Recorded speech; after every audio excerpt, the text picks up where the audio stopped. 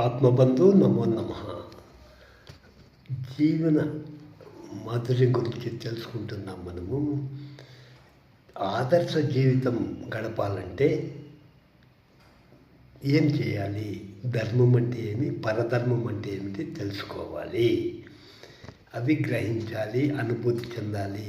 అదే జీవన మాధుర్యము. ఒక విద్యార్థి ఉంటాడు, తన మాతృభాషను వదిలేసి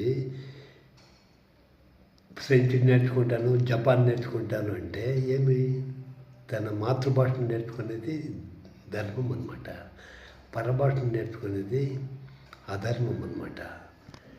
కాబట్టి ఒక గృహిణి ఉంటుంది, ఇంటిలో భర్తని పిల్లల్ని ప్రేమించి తన విద్యుత్ ధర్మాలు నెరవేర్చడము ధర్మం అనిపించుకుంటుంది అనమాట.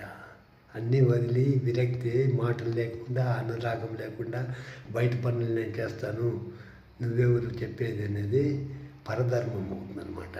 కాబట్టి ఎలా సంతోషంగా ఆహ్వానించలేని వాడి చోట బంగారు వర్షించినా పోకూడదు అంటారనమాట. కష్టం వస్తే పోయేది వేరే, ఆహ్వానం లేకుండా పోయేది అధర్మమే. ఇది తులసిదాస్ గారు చెప్పారనమాట. ఆవుకు గడ్డి వేస్తే పాలిస్తుంది, ఆ పాలను ఎత్తుకుపోయి పాముకు పోస్తే విషమిస్తుంది అనమాట. కాబట్టి మన మాటలు పట్టే మన ప్రభావము వారిపైన ఉంటుంది. కాబట్టి ఈ కోపం అనేది యముడు, తర్వాత తృష్ణ అనేది వైతరిణి, విద్య అనేది కామధేనువు, తృప్తి అనేది నందనవనము.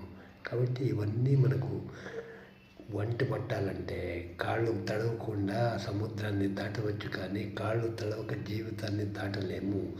సక్రమంగా జీవితం సుమధురంగా సాగిపోవాలంటే, ఆదర్శ జీవితం గడపాలంటే చక్కగా ధర్మానికి ముడివేయండి, స్వధర్మాన్ని ఆచరించండి. జై గురుదేవ్, శుభం భూయాత్.